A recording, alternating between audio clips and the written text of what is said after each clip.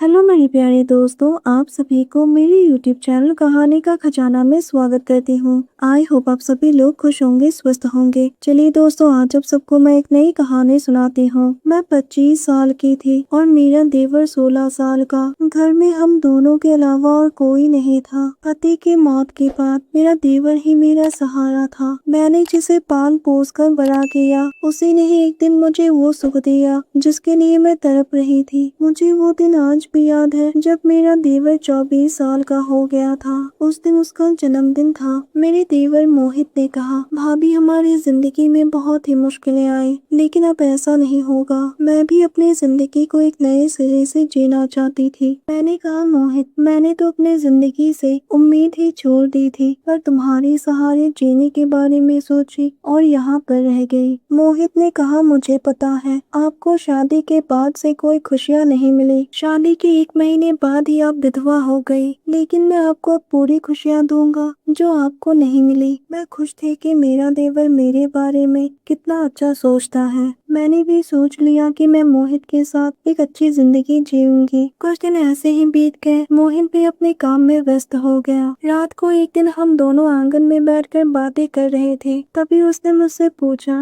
भाभी क्या आपको अपने जिंदगी में किसी की कमी महसूस नहीं होती है? मैं धीरे से पूछी, कौन सी कमी? उसने कहा, आपको ना पति का सहारा मिला और ना ही पत्नी का सुख। आपको नहीं लगता है कि आपकी जरूरत को कोई पूरा करे? हम एक ही घर में रहती तो हैं, लेकिन रात होते ही आप अलग कमरे में सोने चले जाती हैं और मुझे हमेशा से एक अलग कमरे में सोना पड़ता है। मुझे बताओ ना भाभी, आप ऐसा क्यों करती हैं? दोस्तों, चैनल पर पहली बार आए हैं तो इस वीडियो को लाइक शेयर और सब्सक्राइब करें और एक प्यारा सा कमेंट जरूर कर दें। देवर जी, मैं तो सिर्फ आपके जवान होने का इंतजार कर रही थी ताकि मैं आपके साथ अपने बाकी की जिंदगी जी सकूं। तभी मोहित ने कहा, भाभी अब तो मैं पूरी तरह से जवान हो चुका हूँ, तो आपने अब मेरे बारे में क्या सोचा है? वही जो पहली रात को महसूस करते हैं। मैं अपनी नई जिंदगी जीना चाहती हूँ, अपनी ख्वाहिश को पूरी करना चाहती हूँ जो अधूरी रह गई। इतना सुनते ही उसने मेरी आंखों में आंखें डालते हुए कहा, नेहा मैं भी इसी पल का इंतजार कर रहा था। मैंने आपके लिए कमरे में दुल्हन का जोड़ा रखा है, आप जाकर तैयार हो जाओ और मैं भी तैयार हो जाता हूँ। मैं जाकर तैयार हो गई। मोहित भी आज बहुत हैंडसम लग रहा था, बिल्कुल एक दूल्हे की तरह। उसने मेरे मांग में सिंदूर लगाया, धीरे से अपना हाथ पीछे ले गया और मेरी ब्लाउज की डोरी को खोल दिया।